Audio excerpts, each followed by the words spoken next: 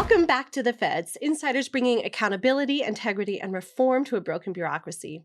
I am Stephanie, and this is Jim, and today we have the great pleasure of having a conversation with Megan Guerrero, who is the co-founder of Feds for Freedom, as well as the spouse of a Department of State Foreign Service officer. Thank you so much for joining us, Megan. Oh, thanks for being here. Appreciate it. Why don't you give us a little bit of your background and how you came to be involved with the Department of State? Sure. Well, first of all, I am born and raised California girl, and still fairly proud of that, regardless of what's going on in my hometown and home state. Lot of believers in my family hanging on for dear life that California will settle down a little bit. But I was raised in a large family. My parents are very involved in their community. They're very conservative. They are, and my mother is a little more political than my father. But my family was always a very fun place to have conversations about many different topics. And we were raised to think for ourselves. We were raised to love and appreciate our country. And I was homeschooled for a lot of my childhood, and that came with a lot of education about the Constitution and about U.S. history and a good understanding of why we are so blessed to be here in this country. So I didn't realize how valuable that was at the time, and I'm sure my parents are now looking at how all of us have kind of turned out as adults and feeling pretty good about how they raised us in that respect. But I really just grew up hating politics, actually. So I rebelled and I pushed away, and I had older siblings who got involved. Many of them worked out here on Capitol Hill. Many of them, like one of them worked for a senator, wrote for a couple newspapers out here. Another, they were more involved. And anytime we had family affairs, it was like politics. And I would plug my ears and I would just say, I just want to focus on my family, my kids. I don't want to get involved. And when we started with the Foreign Service, back in 2016, my husband works as a facilities manager. So he had actually kind of been recruited out of college, but they wanted a couple years experience. And so we spent a few years in Alabama working at Troy University. And then we came back to California waiting for security clearances. And eventually we're assigned to our first post out in Amman, Jordan. And that began a whole new world for me. And I just absolutely loved it. I loved being part of the diplomatic community. I loved meeting other people in other cultures, being more educated about them, and just experiencing people. I love people, and I love to hear their stories and understanding who they are. So for me, it was such a delight to be in that community. And it wasn't an issue. There weren't any issues until really 2020 came around, and we had just moved to Qatar a little bit before that. And I started to realize that there were some big differences between myself and other people in the department. And it wasn't a problem because people do know how to be diplomatic. They do, in person at least. But you start to realize that there are some real conflicting things going on within the State Department, and it affects how they create policy. It affects how they treat different issues. And my husband is really good about being very neutral and getting his job done and focusing on the good and working with everyone. And I really love that about him. So he's been very helpful to me to kind of calm me down when I get frustrated. But we just started recognizing that there were issues. And so during COVID, those became extremely apparent and painful because I was, sharing opinions that were very different than my neighbors and the people in our community. And I was reported for such opinions. I was reported to management for letting my children ride their bicycle outside. Because that was like horribly dangerous to let children ride their bicycles outside during COVID. This was March of 2020. I even, went to great lengths to create a neighborhood activity where the kids could go around and find things in people's yard, like a scavenger hunt. So they had something to do because everyone was so dang bored. We were locked down and Qatar, and even that was like infuriating for people. So it was wild to have people like ratting on me for trying to keep my kids healthy and sane during those hard times. And did Jordan have policies themselves COVID policies, or was it mainly the American people themselves? Okay, so I was in Qatar when COVID started, but I did track Jordan as well because that's where my heart went first. When I learned that they were locking down the whole world, like our side of the world, and people couldn't leave their homes, I thought of the amazing people in Jordan who I knew who literally um, had to work for their daily bread. Like if they didn't work that day, they were not going to eat. And I thought, how do people like that survive? And I realized these lockdowns that people are trying to implement, they are for the rich and wealthy. They do not serve the poor. There's no way that the world could survive like this. And so I was immediately speaking out online on the platforms that I had, Instagram and Facebook and whatever I could reach people on, like, this is a bad idea. There are people suffering. You might be, struggling with your Netflix at home in the US, but there are people who are starving literally because of these decisions. And that just was horrifying. UN put out a report talking about sort of these exact issues in terms of, we are going to be facing a real dilemma for third world countries that literally live hand to mouth, and in terms of agriculture, in terms of food issues, food supply, it was going to be huge. So It was terrifying. And I would not have known that had I not lived in Jordan. So like I said, my eyes have been, widely opened. I love Jordan too. I served there 15 to 17 and my son was born there. And really? So, yeah. I didn't know that. Yeah. That's awesome. Baptized in the Jordan River. Mine too. Pretty awesome. When we were in Qatar, I saw the other side, which was the wealthy. They have, so much money, and to them, it's just a matter of keeping order. And I realized the power that a sovereign king has over a nation. And oh my gosh, I was like, I'm so glad we don't have a king in the United States, because he literally snaps his finger and everybody has to do what he says. And that's how it works in Qatar. And we knew we had friends taken from their homes who were maybe exposed at work to COVID. And so they showed up at their home and took this husband of my friend, and he was gone for a month because he was exposed. And then they had to wait 2 weeks for him to actually be exposed and have COVID and show signs and take a test. And so then this was the Qatari government. Yes, this was the Qatar Okay. government that was doing that. And he was he was American, but he was there with an oil company, so he wasn't a diplomat. But you could see they were not going to do any special treatment to anybody. I mean, I'm sure he actually was taken much better care of than the other people that we heard who were taken away. Those who were there working from third world countries who, really had no rights, and they import most of the hard labor. Right. And we heard horror stories there of them being locked up with no food, and, just, you don't know what to believe, but it was very scary time. And so I'm online going, don't let this happen in the US. It was happening on that side of the world first, and it wasn't happening in the US yet. And I was like, please, like, make sure this is what's happening. Don't let it happen there. And I felt pretty good that it wouldn't. I'm like, that's America. They're smart. They believe in freedom. No. And then I watched it unfold before my eyes, the horrors of all the things getting shut down and hearing all these small businesses dying out. And it was just so depressing. And so by the time we had vaccine mandates rolling around, I was beyond, I'd gone through all the stages of like grief and frustration and anger, and finally realizing that we had to take a stand and no one else would. And so when the mandates were announced by President Biden, I immediately reached out online to our small group of fairly conservative diplomats and said, who's going to fight this with me? And Marcus was the one that responded. And did you know Marcus ahead of time? Nope, never met him before in my life. And I'm looking back, I'm really grateful that he was as awesome as he is, because I'm like, it could have been anybody. So I'm really lucky to have partnered up with him. And then we shortly were connected with Jim and his group, and it just grew from there. So. Now, had you been concerned about any other vaccine ahead of time? Yes, I had started that process of learning more about vaccines. I had, my first first one was fully vaxxed and did everything the doctors told me because I had no idea about anything. And that's what you do when you're a first time mom.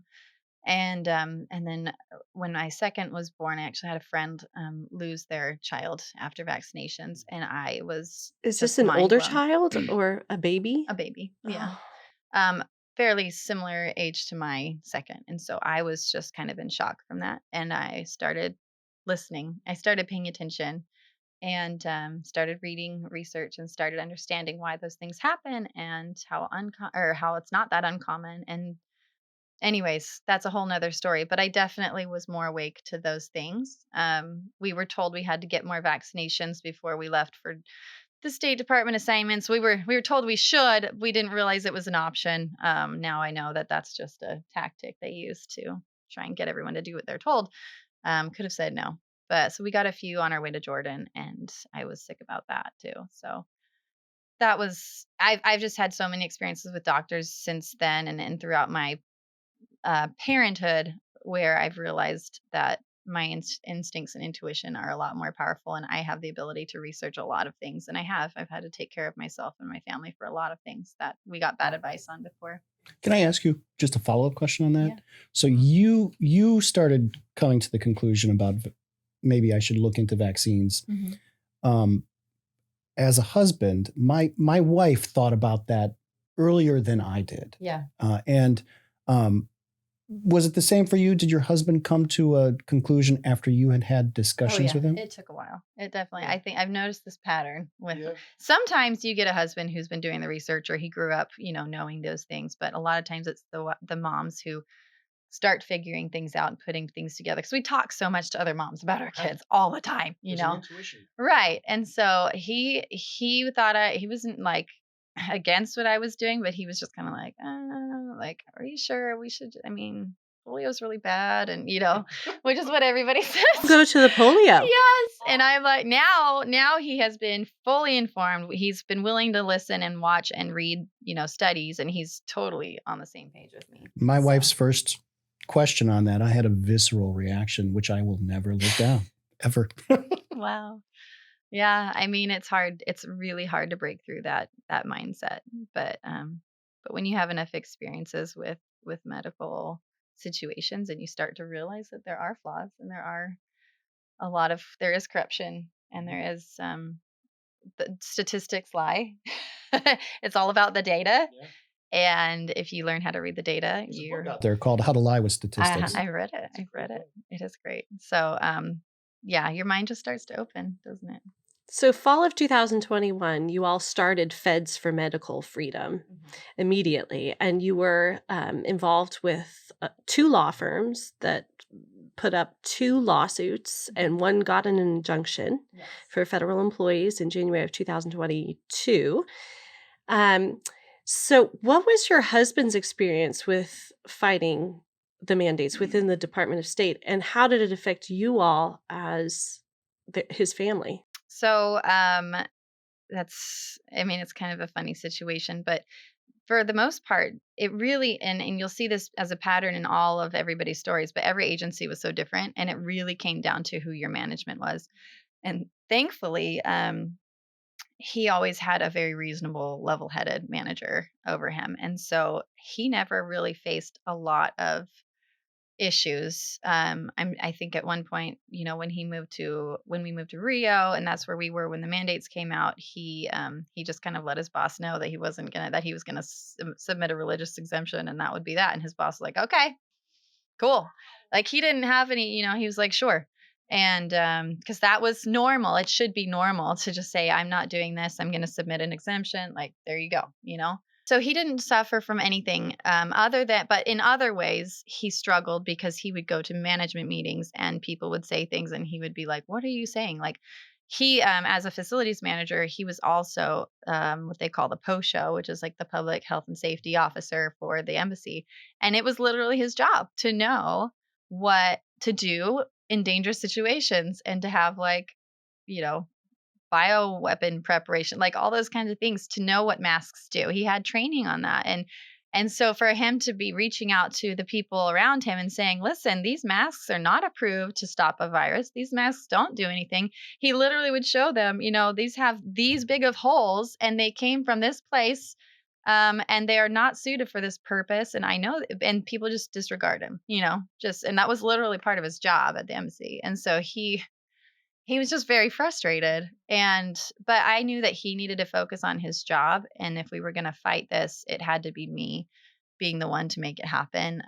So I was like, I will take this on. We will find a lawyer. We'll make it happen. We'll make it work. And it was a big sacrifice, but it's been worth it, obviously. So What I love about having Megan on the board is, and I've said this before to you, but our organization is filled with a bunch of different situations from different agencies and departments. But when you boil it all down, everybody cared about their family. And I think having someone on the board is like, hey, listen, I'm doing this for my family. That's sort of a core. That's one of the main reasons people stood up and said no. They're like, listen, I don't, for me, I didn't want a world where my son had less good things than me, less freedom than me. So I think Megan represents a huge portion of why people stood up. And so it's important to have that represented for the organization. Yes. And you also homeschool your children. I do. So you're doing, it's like double duty, helping with Feds for Freedom to get the country along, seeing that the COVID mandates were an infringement on our rights and that it's beyond the COVID mandates. Right. So be involved with this organization, but also doing your part at home to give your children critical thinking skills and to give them a decent education with some history in there too. Bunch. We absolutely refuse to put them in a situation where they'd have to wear masks all day long. And so we were homeschooling, and it has been a good learning experience. And they have gotten a little exposure to what I'm doing and definitely had conversations about it.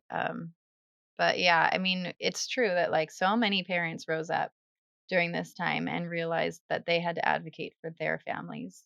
And I loved connecting with people all over the country over that. It was really a neat time. Did you see a rise in homeschooling too? Absolutely. Oh, yes. Oh, yeah. So many people, right? And you can ask any of the homeschool and charter school programs, they're exploding.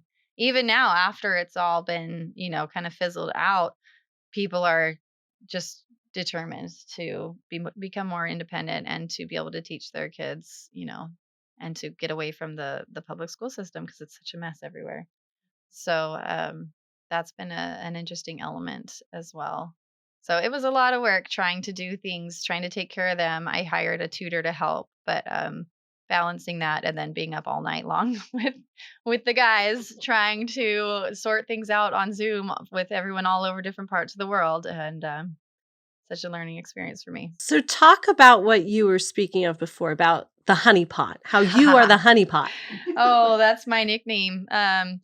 No, when we started, we had to raise funds and we had to file a lawsuit. And so what we did was we agreed that we should start a fundraiser, and everyone was kind of nervous about putting their name on anything because who knows what you can do when you're an employee of the federal government. So I was like, I'll do it. I'll sign it all up. I started something on Give, Send, Go. We just threw out, what we're doing. We had made a name, we had made a logo. We were just going to make this happen.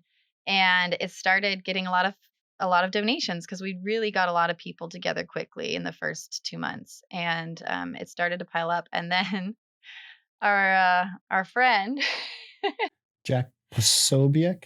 Jack Poso, he was on Twitter and apparently heard about our little startup and decided that we were frauds and that we were scammers and that we were just trying to get money. And he made some comment about how this was a little federal honeypot right here. Right. The blonde-haired gal from Brazil is asking for you. Because it said Brazil somewhere on there because that's where I was and it looked really sketchy. So he makes a comment on Twitter and, everybody starts buzzing about it. And we find out, we're like, oh my gosh, like call him up, tell him to stop it. Like he's just going to destroy everything we're trying to do. We're real. We're here.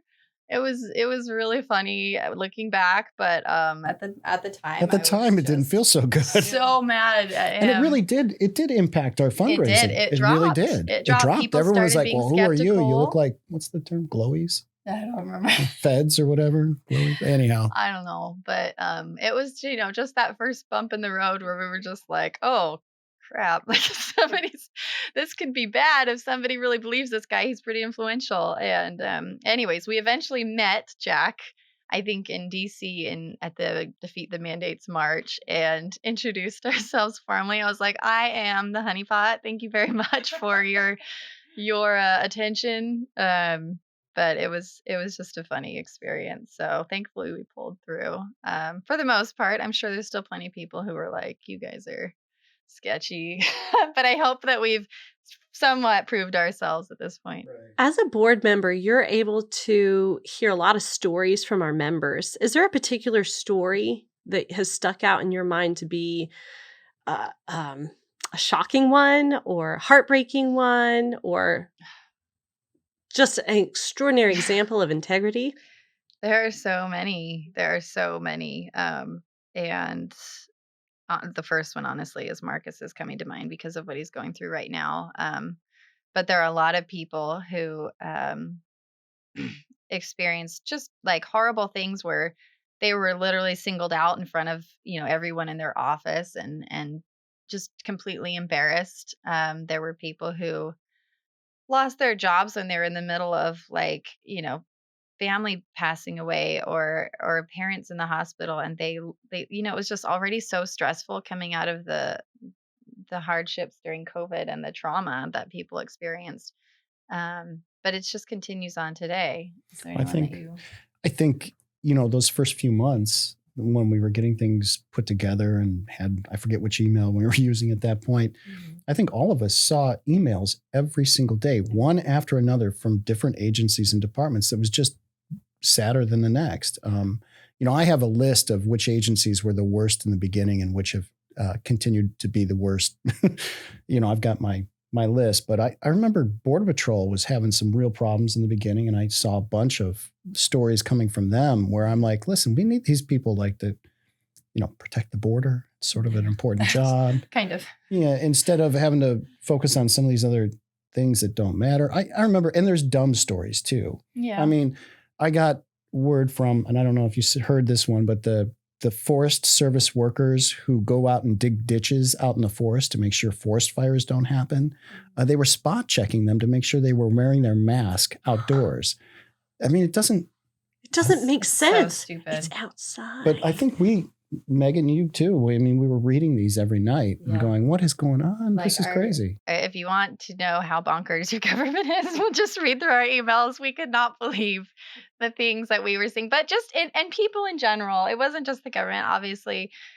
We witnessed so many things. In fact, I've got a funny mask story. When it started in Qatar, they started saying everyone needs to wear masks, and my husband knew they didn't work. I started doing a lot of research, reading through, I read over 34 studies, just to know for myself because I wanted to know. And so I knew they were garbage. And we had to go to the grocery store with a mask on, and everybody there is just kind of terrified of whatever.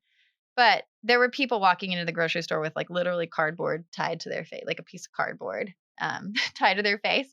And David had to go in to get something. So he pulls out his like really fancy mask that he uses for like bioweapon protection. It was in his car, and he's like, well, this works, puts it on. It's hot pink. He's like, well, this is a mask, so I'll put it on, because he didn't have anything else. Safe and stylish. Yes, he didn't have anything else. He goes up to the door, and the security guard stops him and says, you can't wear that. And he's like, what do you mean? This is a mask. And he's like, no, you need like one of those like blue ones. And my husband's he's going, this is like the best mask I could possibly be wearing in this situation. Like, this is the most protective piece of equipment. OSHA approved. Yes. And the guy would not. He had to go get his manager. They had to talk it over. Finally, they're like, well, and they got like a second manager who came over and said, well, why don't you just give him one of the other masks? And they're like, oh, okay. They grab it from a box and hand it to him. And he's just like, seriously, like, what, are you guys just like, he just couldn't handle it. It was so ridiculous. It really was so Who's on ridiculous. So first? just like recognizing how ridiculous the world was, and You had your own mask story, which I want to touch on. Oh, no. Yes, we are doing this. Okay. Please tell our audience. Well, I mean, I just got to the point of it was just so ridiculous, and I was done cooperating, and I just wanted people to feel stupid when they told me, that this was going to work. So anyways, I had to go to Costco. It's really hard to survive with a large family and not going to Costco, and they were one of the biggest, most annoying mask enforcers. So what I did was I went to Target and I picked up a Halloween mask. It was a very large peacock head. And it was probably twice the size of my head. And it has like a sheer part in front so you can see out of it. And I got that and I was like, this is going to be my mask. So I did wear it to Costco probably 3 times, I think, at least. I put it on. I walked past the people in the entry and showed them my Costco card, and they didn't say anything. And I just walked around like that just to make a point, just to say this is ridiculous, and I hope you all feel that way when you look at me. Would you be comfortable telling the story of when you went to the dentist? Oh, no. This one has to be heard. Oh, that one's horrible. No, this one has I'll to be make heard. it brief because we're getting short on time, but I did have to go to the dentist, and I had to negotiate getting myself and my kids through the office to the back without a mask on because, you have to wear it in the front, but you can take it off when you get to the back. And it was just absurd. So I'm getting work done, and our dentist has like 3 masks on and then the face shield. And I told him up front, I was like, you don't have to wear that, just so you know. I knew he was a fairly conservative person and probably didn't want it, but he's like, no, I have to. Or if anyone sees this and reports it, I could lose my office or whatever, So I was like, okay, just so you know. Well, about 15 minutes into my my appointment, I'm getting, he's deep in the back of my mouth or whatever, probably filling, I can't remember. But I suddenly feel like moisture on the side of my face. And I realized that he had drooled through the mask onto my face. And he didn't realize it because he's got layers and layers and probably feels it all sweaty inside. Yeah, Jim is cringing. It was as horrifying as it sounds. And I didn't know what to do. I was like, do I say something? I don't want to embarrass him. I kind of know he's like a family friend. So, I kind of know him outside of this office, and I didn't want to embarrass him, but I just sat there horrified and thinking, this is the stupidity. This is like the epitome of why this is all such a bad idea, because it's not helping anything. And I don't even know how made you it make worse. that better. I just slyly reach up and wipe my face off. It's really just sweat. I don't know. What do you do? Yeah, it was so bad. Yeah, nothing beats that. So I hadn't heard either of those stories. Oh, I'm sorry. I'll have to show you the videos of the peacock mask. Well, just meeting Megan, these are stories she starts off our relationship with, right? The first time meeting her. Yeah. I mean, that's good, Megan. I'm not one to be embarrassed too often. I'm just embarrassed for other people. So I don't mind taking a stand. Hence, here I am just throwing myself out there and not afraid of all the people calling me horrible names for standing up for medical freedom. Well, you sort of get thick skin after a while. It's been 2 years of seeing, I don't know about you, you talked about reading the studies and everything else. If I could do anything over, I wouldn't have bothered with any of the data. I would have started by telling everyone, you're a racist. Do you know that? Do you know you're a racist? Because the least vaccinated portion of the United States are, African Americans and minorities. And this policy is racist. So you should look yourself in the mirror, maybe 10 inches from the mirror, and just call yourself a racist. Because that's the only thing they respond to. That's the only thing they listen to. That's the only thing they listen to. The data didn't matter. Right. So I don't know if it worked for you. It didn't work for me. Yeah, not really. I mean, I do think I affected some people. I did get messages back on social media saying, thank you for speaking out. I'm not getting this. I've been reading what you've been saying. It makes sense. I would post links. I would say, here's the link on the CDC, their own study showing that the microns of a virus is smaller than this mask can do, and that it stays in the air for hours. Like there's no avoiding it. Like Right. it was really clear. And and then I had plenty of people get mad at me and others that were like, "You're crazy. You're just crazy. I love you, but you're crazy." So, what can the average American citizen do to combat this stupidity and the corruption that we see? Oh my gosh, having conversations, educated conversations. Don't just repeat what you heard. Go and read it yourself, know what you're talking about, and know which battles are yours to fight, because there are definitely a lot of things that I'm passionate about, but I'm not fully educated on them, and if I don't know, then I start talking about it, I'm going to come off really dumb. So, it's a hard balance of having the courage to say something, but also like don't make it worse. If you just go into uneducated, people are just going to dismiss you as a biased, whatever, and you're just following some crazy conspiracy theory. And it's like you have to know your stuff. So yeah. Unplug your TV. Hmm. Unplug your TV. And when you have conversations, the only thing I'll add is, it's not really the person who's arguing with you over this stuff. Like I had somebody who said, well, I heard everything you said. I'm not sure I can agree with you on everything. I said, well, I don't think you have the data to disagree with me, but okay. Mm-hmm. The conversation isn't for that person. It's for anybody listening or surrounding it. Most of the time, if you're talking to somebody about data, you're not going to convince them with logic. It has to be something that hits close to home. However, the folks that are circling around and listening to the conversation, if you are, like Megan said, know your stuff, they will be quietly convinced. They don't have to do anything brave other than just listen, and you'll win a few over. Yeah.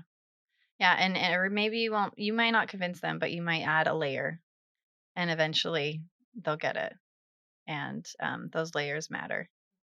So it's really a matter of just encouraging the conversations and the learning. People need to stop being lazy. They have to learn. And I think that's something we're seeing in our society today. Like it's so easy to just tune things out, turn on your favorite show and stop thinking.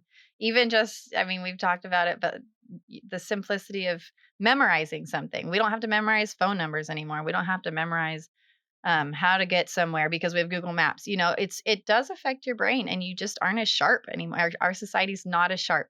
We're getting lazy, and it really requires effort to stay educated and to stay critically thinking, like to question things and not just accept the status quo or what you're being told. One of the things that I want to talk about is where we are now. As an organization, we kind of decided that this had to be bigger. We had this incredibly amazing group of people who came together and said no to the vaccine. And, this accidental byproduct was that we found thousands and thousands of people who were willing to say no and to stand up to the government and stand by their principles. Who were And government employees. yes, that were government employees. And what a rare thing that is.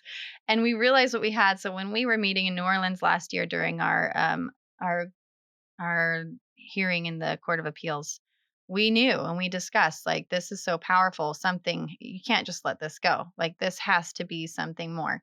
And so this past summer, we realized that it was time to do that because issues are changing, people are losing track of what's going on. Everybody's forgetting how hard that was and what the last 2 years were. And they want to forget. Who doesn't want to forget what we went through? But we knew that we couldn't lose momentum. And so we've merged and rebranded into Feds for Freedom in order to evolve and open doors to bring more transparency and reform to the federal government, to utilize all of these federal workers to empower them and help them understand that they do make a difference. When they stand together, they can stop things from happening. And even if it's just small groups within your own agency, you have the power to end bad policies and to fight things, because we just have to have people willing to stand up, right, and speak out. And so I think that's kind of our goal now, is to really help people see that vision and understand that we don't have to tolerate the bureaucracy, all the bad policies, all the bad systems. Like it can change if we stick together. And because otherwise it's overwhelming as an individual. May I add one thing onto that? When we started, we make a joke about us all being a big group of refuseniks, and we all said no. As we transition, there are people. We need to find more people who are better qualified to help us make that transition. The folks that joined early on and took positions that were, and I'm not talking just about the board members, but people who have been working behind the scenes as volunteers. They gave their time freely. They know how to get into a fight. I mean, they're the Leroy Jenkins that run out and say, I'm on this. You come on, guys. Now, as we transition, we need volunteers that come in and know how to help us establish a sound and stable platform for long-term goals. We endured, and I've said this before as well, a near ambush. Everybody started firing at you all at once. Now, military doctrine says the only way to survive a near ambush, believe it or not, is to turn, face towards the enemy, and assault through. Now, we got a bunch of people who grabbed people by the scruff of their neck, said, come on, we got to go this way. Doesn't look good, but we got to go this way. We did that. Now we've managed to get through. We've set up a new patrol base. We're out running our patrols. But we need people to help really dig in those defensive lines now and build something that lasts longer. So my plea is for Feds for Freedom is we need those people who are out there who know how to help stabilize an organization that was in, a movement meant to fix something really quick. Help us build this into something that lasts. Absolutely. Yeah, and it doesn't just have to be federal employees. We are reaching out and we are partnering with civilians, with other Americans who are passionate about changing their government, who are frustrated because we know that the power really does lie in that infrastructure and that the people under the leadership, right, that are actually doing the day-to-day activity. There's so much power there, and we are able to harness that. And so those non-federal employees who want to change that, now is your opportunity to get involved, to say let's make this happen, and we're going to fix it from the inside out.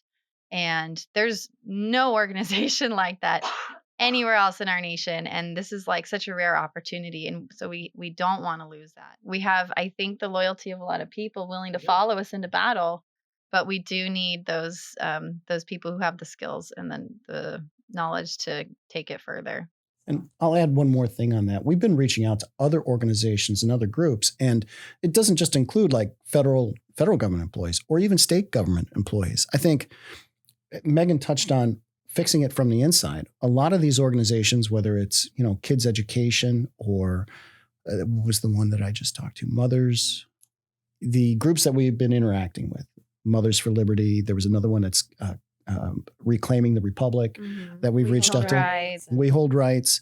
Some of these are not federal government entities, and they want to partner with us because they know that in many ways, the way to fix this is to have not only the local action happening, but have somebody in the federal government they know they can trust that will work it from the other angle, the federal angle. Or the state level, if we can hook up with some of the state folks. And so what I'll add is it's not just finding more people, but linking up with those groups who have like-minded, not necessarily even linking up with groups that if we put a Venn diagram up, there's an overlap somewhere. Yeah.